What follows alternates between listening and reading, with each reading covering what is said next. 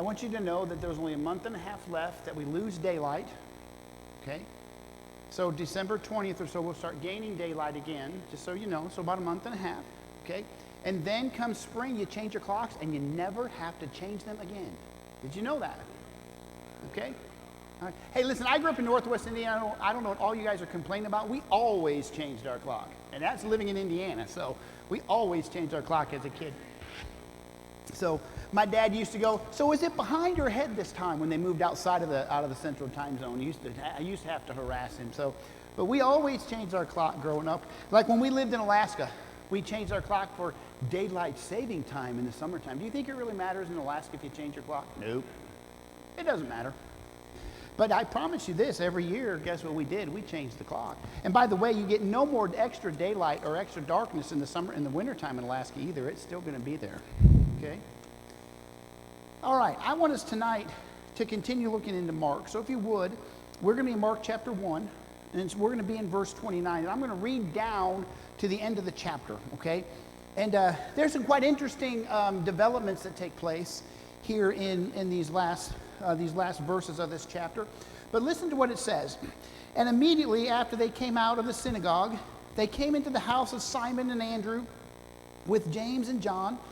Now Simon's mother-in-law was lying sick with a fever, and immediately they spoke to Jesus about her. And he came to her and raised her up, taking her by the hand, and the fever left her, and she waited on them. When evening came, after the sun had set, they began bringing to him all who were ill and those who were demon-possessed. And the whole city had gathered at the door. And he healed many who were ill with various diseases, and came out many demons. And he was not permitting the demons to speak, because they knew who he was. In the early morning, while it was still dark, Jesus got up, left the house, and went away to a secluded place, and was praying there. Simon and his companions searched for him. They found him and said to him, "Everyone is looking for you." He said to them, "Let us go somewhere else, to the towns nearby, so that I may preach there also, for that is what I came for." And he went into the synagogues throughout all Galilee, preaching and casting out the demons. And a leper came to Jesus, beseeching him and falling on his knees before him and saying, "If you are willing, you can make me clean." Moved with compassion, Jesus stretched out his hand and touched him and said to him, "I am willing, be cleaned." Immediately the leprosy left him, and he was cleansed. And he sternly warned him and immediately sent him away. And he said to him, "See that you say nothing to anyone, but go, show yourself to the priest, and offer for your cleansing what Moses commanded as a testimony to them." But he went out and began to proclaim it freely and to spread the news around to such an extent that Jesus could no longer publicly enter a city, but stayed out in unpopulated areas, and they were coming to him from everywhere. There's some interesting things that take place in those verses. I don't know if you caught those. We have Jesus telling people not to tell who he was. We have Jesus healing some, and then we have one that Jesus healed who wasn't supposed to tell anybody. He told everybody, and boy, it was a mess for Jesus. Okay, so we're gonna look at some miracles here that take place. We're going to see what it's truly all about. Remember, as Christians, we should all want to be disciples. Am I right? It always doesn't work out that way, because discipleship is a lot harder than simply being a Christian. Jesus actually deals with that with his disciples. But it's interesting because here we see Jesus with his preaching and teaching, healing. Here we see him, people following after him. We see this taking place. We see this throughout the New Testament. But I underlined something. I thought it was very interesting. In verse 38, actually I highlighted it. And it's interesting to me because, Jesus did a lot of things when he came to this earth. He didn't just come to die. He came to die on the cross. Yes, that's exactly what he was supposed to come to do. But I want you to see what he said his first job was. Okay, I don't know if you guys caught that or not.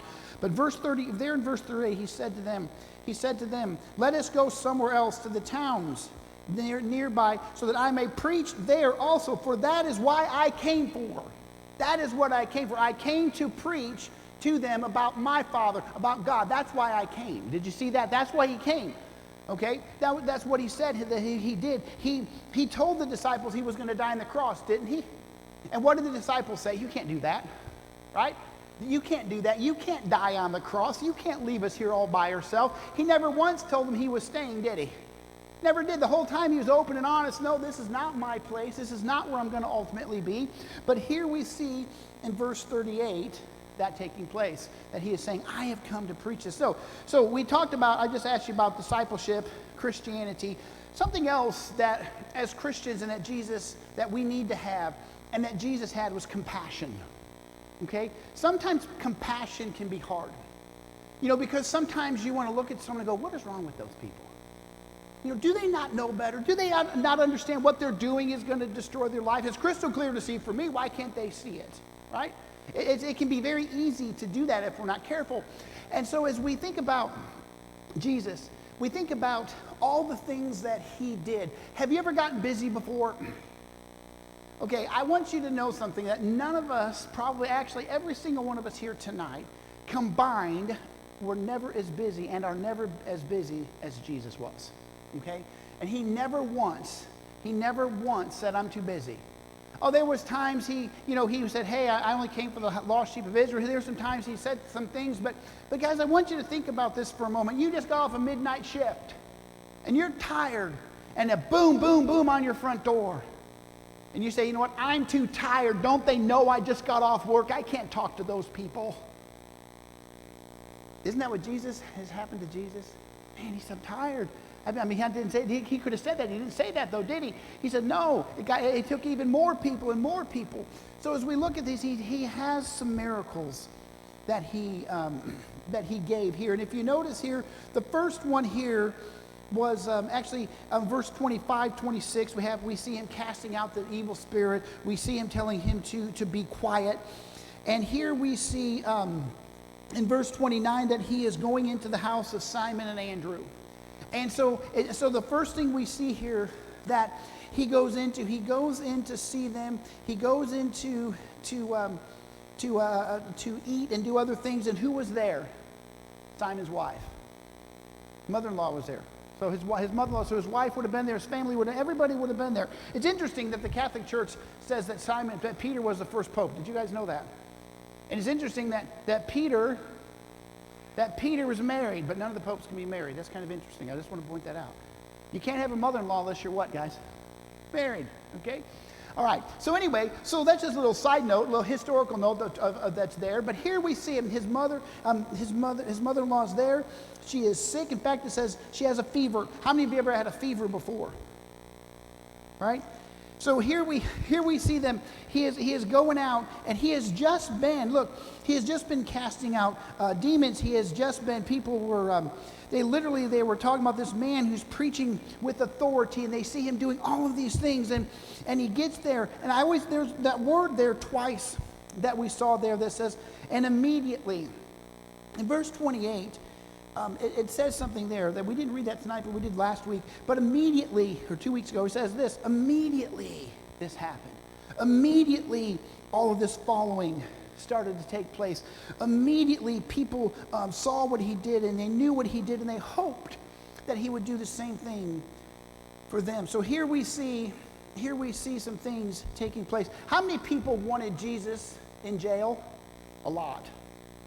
How many people hoped Jesus would do something so they could accuse him? A lot. How many people wanted to be part of the process of getting Jesus arrested? A lot. Who ultimately put Jesus to death? The Jews. Okay? Ultimately those who, his own family, literally,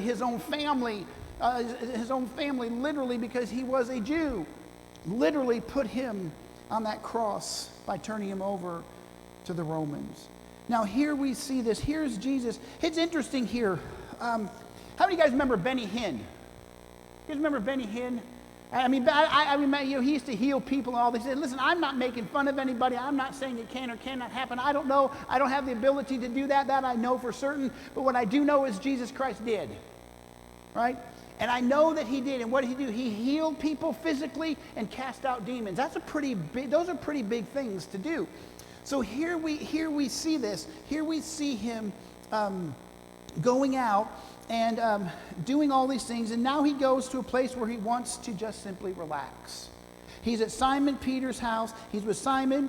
He's with Andrew. And they come in there, and then James and John are there. And there's Peter's mother-in-law sick. And if you notice, that word immediately appears there once again in verse 30. And it says, and they spoke to Jesus about her. Okay, have you ever had a fever before? How does it make you feel? Terrible, right? Potentially drained, just miserable, right? So here she was very sick with a fever, and it says they immediately spoke to Jesus about this. So what could Jesus have done? Jesus had done. He could have said, listen, don't you guys realize I've been out all day? I've been casting out demons all day. I've been preaching all day. I've been doing all these things all day. I'm tired. Let's wait till tomorrow. Right? He could have. I mean, his spirit within him was not going to allow him to do because who he is. But yet we see this, and it says here in verse 31, he says that he came to her, picked her up, taking by their hand. I want you to notice here, no words were spoken. No words were spoken. How many of you remember the lady with the issue of blood? You remember what happened? Remember, she was so fed up with the doctors. She was broke trying to pay for doctors. And what did she do? She had enough faith, and she simply said, if I can just touch the hem of his garment, just touch the hem of his garment. No words were spoken in that instance. Yes, Jesus spoke to her afterwards, but when she was healed, because the Bible tells us that Jesus felt it go out from him.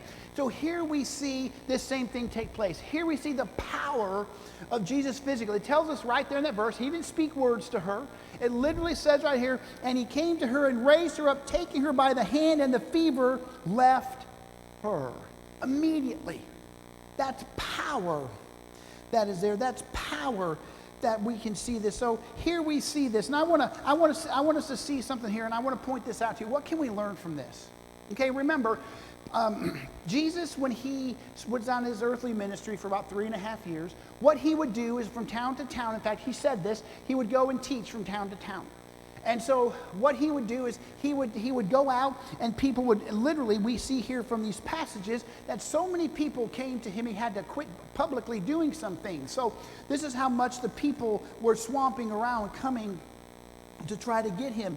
So it's interesting here that we see him with this ability to do so. And I want to point something out for us. What should we learn about Jesus? When people come to church, I have to say this, sometimes people come to church and they don't have a lot of intention on really learning, but they know they're supposed to be there, okay? And maybe they want to meet their friends or whatever it might be.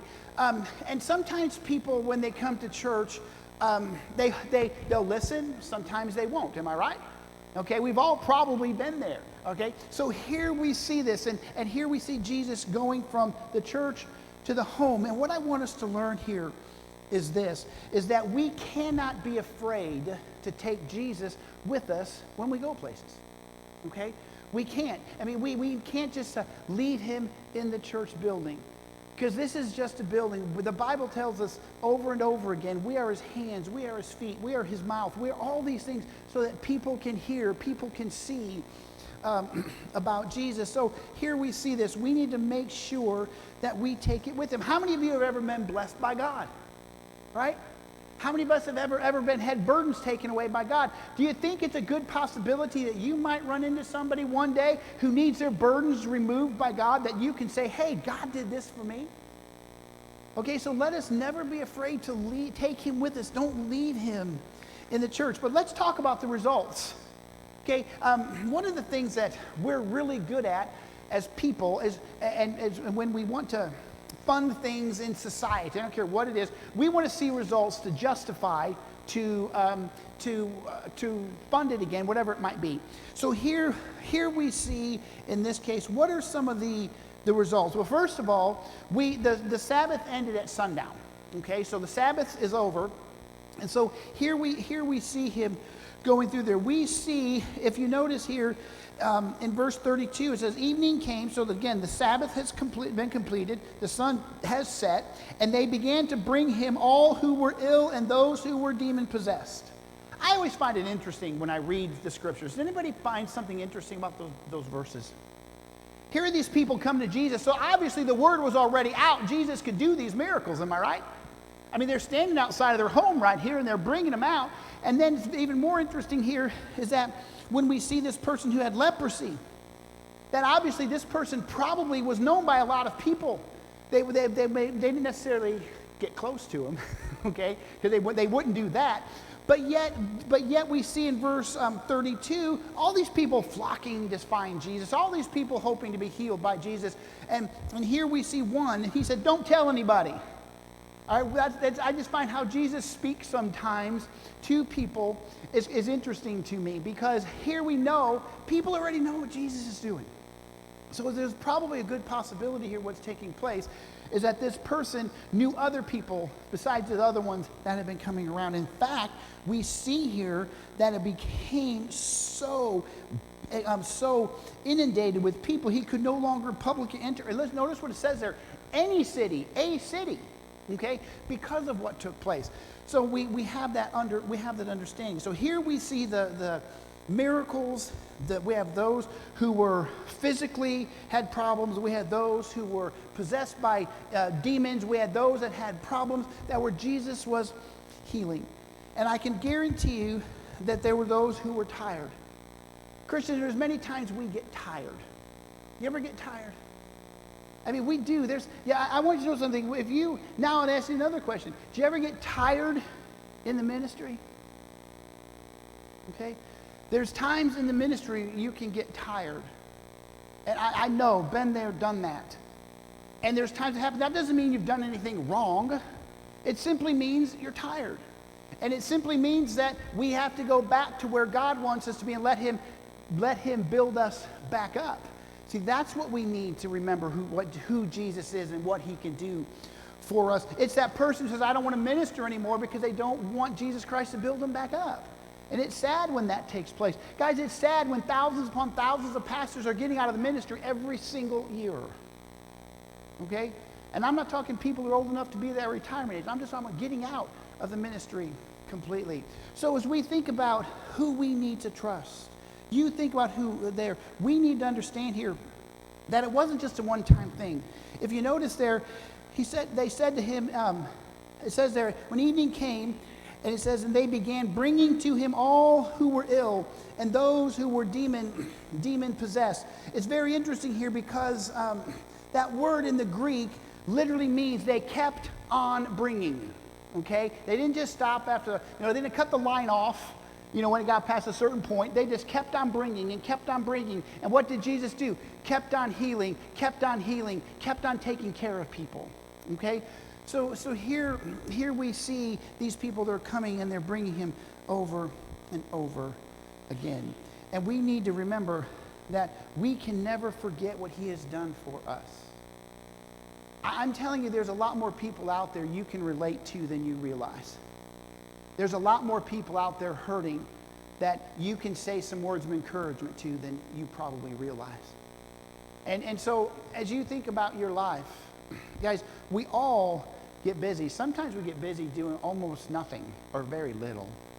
Okay? And then if something else gets in the way, we almost become panicked and burdened that we can't do anything else.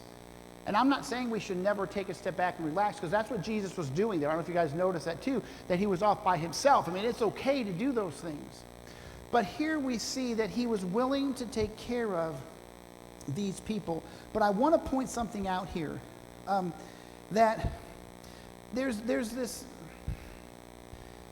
especially during when the Jews here in this particular case, Jews believed if you weren't, that if you were constantly sick, you were doing something wrong to God. If you had problems all the time, you were doing something wrong. God was punishing you, and they had all kinds of different sayings that they would have. But I want you to know that sometimes people have a tendency to want to blame Satan for everything. Okay?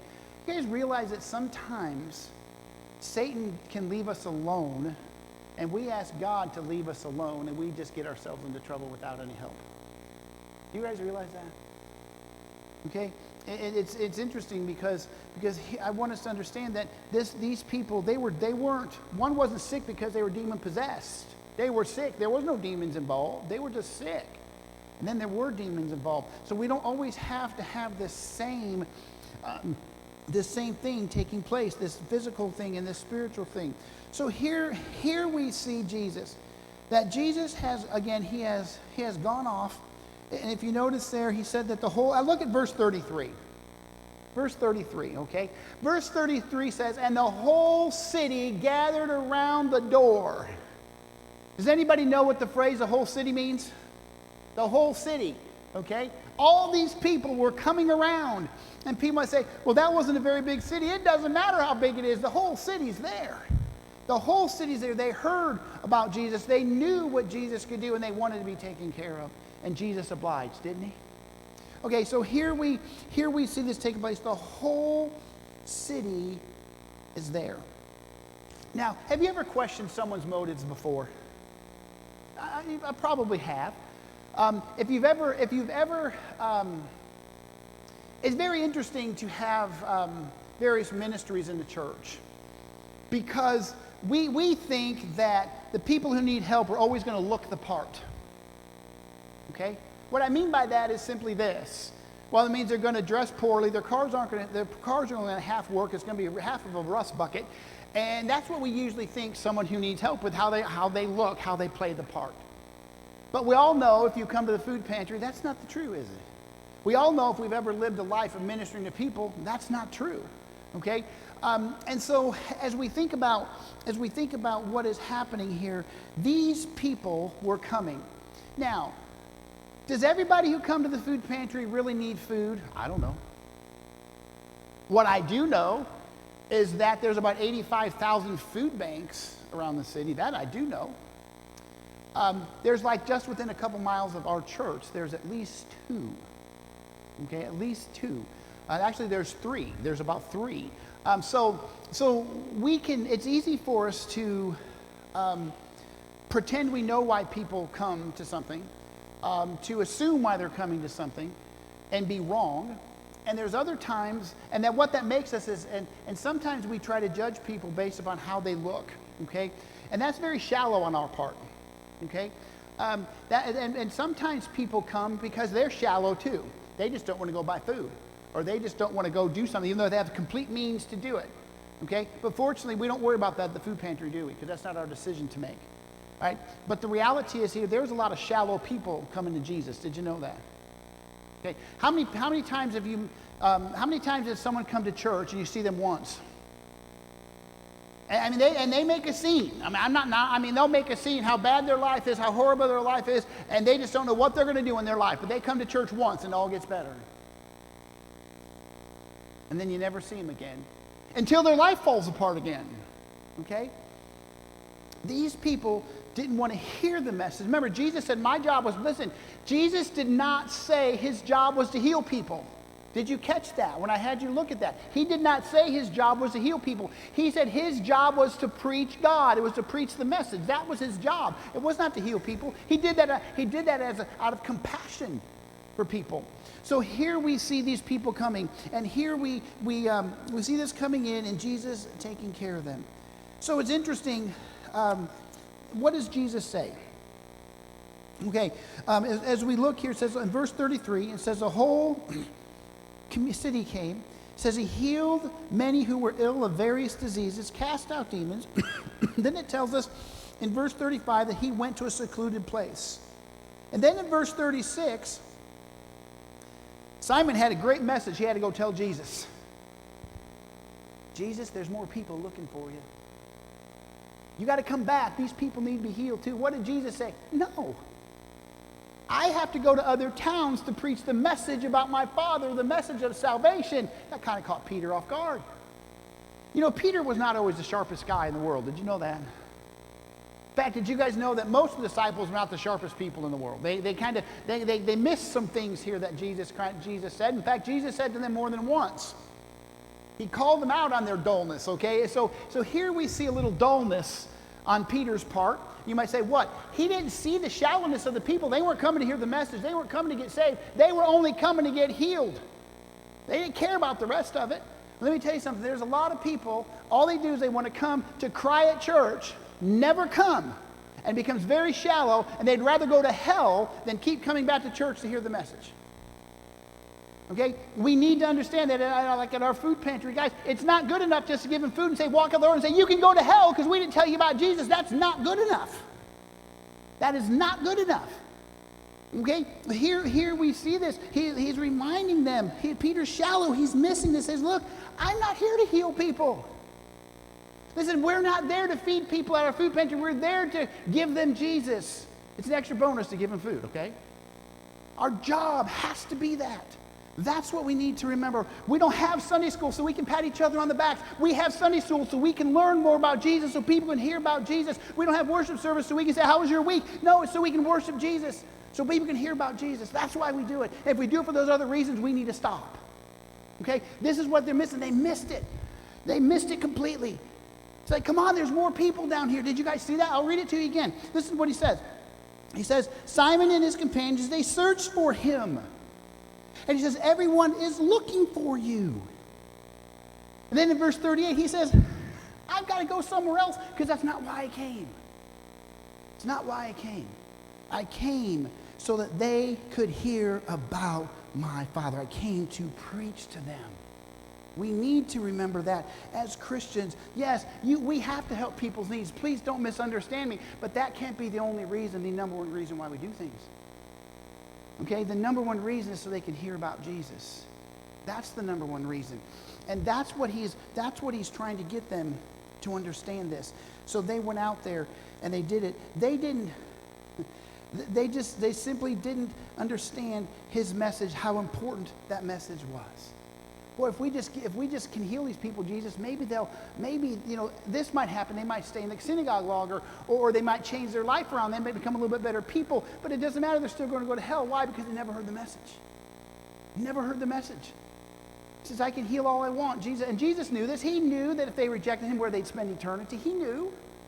Okay, so here we see this. That's not why I came. Please remember that. If you learn anything from tonight, look at verse 38 again. He says, I did not come to heal people. I came to preach. That's why I came. I didn't come to these towns to do this. Yea, if they're looking for me, that's great. But that's not why I came. And so now he goes on. He goes on here, and he runs into a leper. He runs into a leper. Do you guys know what's interesting? We don't get it as much as we used to, but there's some weeks you'll get phone calls at the church office, and this is how the conversation starts. Are you ready? You're the 14th church I've called today for help.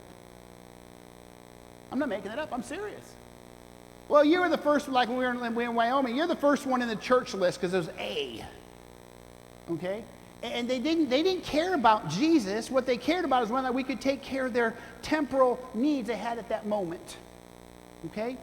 And again, I'm not saying we should or should not. What I'm saying is that that's not what Jesus was about. It's not what he was about. I mean, I've literally had people say that, yeah, if you're the 4th church I've called today. Okay? And so here is this person, he had heard about, why? Because people know that churches, or they assume churches will do what? Help them. That's why they call the church. Okay, so now here we see a guy, again, we don't know if this guy had ever heard Jesus preach. The odds are not, because he has leprosy. And the odds are he's off by himself somewhere. I believe it's Kona in Hawaii. I think it's somewhere. I don't know if it's Kona, but there's an island in Hawaii that it was actually a leper colony. Did you guys know that it was started as a leper colony? Okay, so that people could stay away from all the normal people.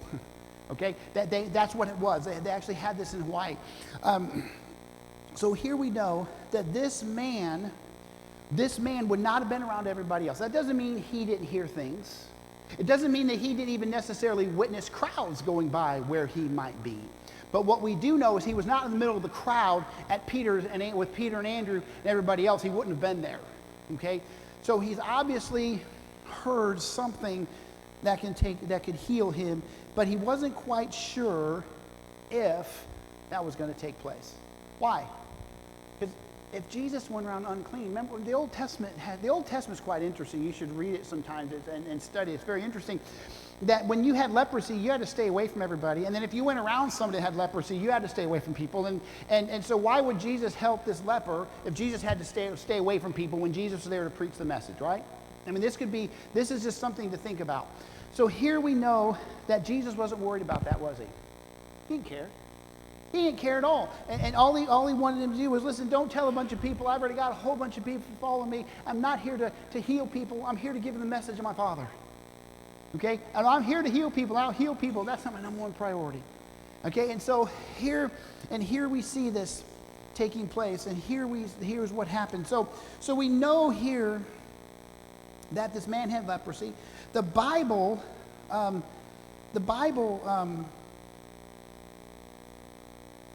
tells us that God doesn't want any of us to perish.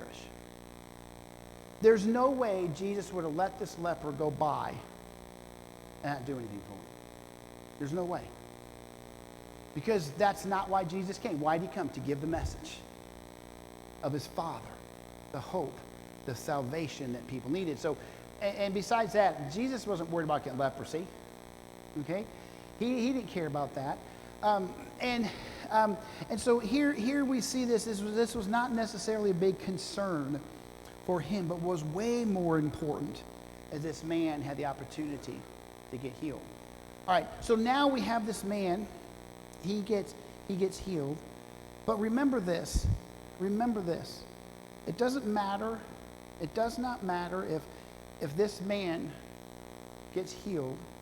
It does not matter how many people we feed at a food pantry. It does not matter how many things we give out as a church if every single one of those things say we don't want Jesus.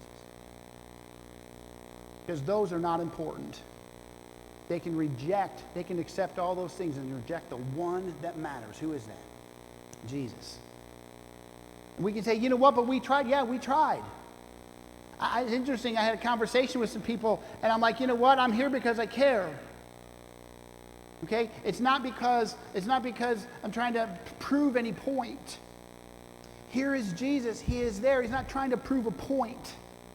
He's there because he cares. He's there because he wants people to know who his Father is. He wants people to know that they can be taken care of. That's why he was there. So now we see this. So it's also very interesting here is that, I don't know if you guys noticed there from verse 31, that it tells us that immediately the fever left Peter's mother-in-law. And then it also tells us there in verse 42 that immediately the leprosy left. So immediately, remember, that's the power of Jesus, isn't it? That's the power. He literally touched, lifted up Peter's mother-in-law, okay? And here we see in verse 41, we see that Jesus touched this unclean man. Touched him. Well, he wasn't worried about why, because he was making him clean. He was making him clean. Guys, I want us to learn something from that. There might be people out there who we're not sure we want to touch, because they might make us unclean or make us uncomfortable. So would we rather be uncomfortable and let them go to hell, or would we rather let God work through us? Okay? That's the thing we need to remember. That's something we honestly need to remember, is that there's going to be times, listen, if we're only concerned about us being comfortable when we're sharing Jesus Christ, then we're wasting our time, because nothing's going to work, because we're not interested in sharing. We're interested in staying comfortable. We're interested in staying inside of our bubble. Okay? And there's a lot of people out there. And I will tell you this, what's even more interesting. The more you meet people, the more people aren't nearly as mean and nasty as we think they are. Did you guys know that? I'm serious. They're really not. And it's quite amazing how many times we might convince ourselves that they're mean and nasty. You guys ever introduce yourself as somebody from the church as you're scared to death as you knock on the door? You know, this moment you said you're from the church, do you know what happens? They get scared to death too. Okay? But most people will talk to you about God. I want you to know that. Remember, there's a difference, though, between God, talking about God, and knowing God. A lot of people talk about God. But here we see Jesus immediately. The leprosy was gone. Now, we know that Jesus didn't want everybody to constantly having to come to him where he couldn't do the work he was called to do because of wanting to be healed. So here we see a man that in verse 43, I find this passage quite interesting.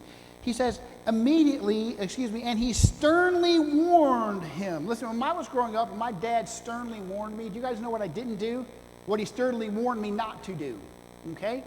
All right, so here is Jesus. Jesus sternly warns him not to go out and tell everybody what he's supposed to do. In fact, he said to him, you're supposed to go to the to offer yourself, the cleansing, to offer yourself that Moses said you're supposed to give to the priest because you were healed. This is what you're supposed to do. He didn't tell him to go tell everybody that he did it. He said, in fact, he said, don't tell anybody I did it. And here we see, he says, this is what you're supposed to do. So it's interesting here. This man would have been shunned by society, right? This man would have, I heard once, a friend of mine said this one. He said that a sin that is widely known, the repentance of that sin should be just as widely known. Okay? So I think of this man. This man, everybody knew he was what? A leper. Everybody knew he would be contagious. Everybody knew this. Now, I'm not justifying him disobeying Jesus here, but is it possible he thought, you know what, I want everybody to know that I'm clean now, I can come back. Is it possible? Sure, it's possible. We don't know exactly, other than we know this. Jesus said not to, and he did, and that's a problem. Okay? And so, no matter what the man's motivation might have been, and it's interesting, we as Christians, we do the opposite of that. Let's do this for a minute. Wayne, would you get up there, or put on the screen for me, Matthew chapter 28. In fact, if you would, go with me down to like verse 18. Start there in verse 18 in Matthew chapter 28. Listen to what it says. And Jesus came up and spoke to them, saying, all authority has been given to me in heaven and on earth.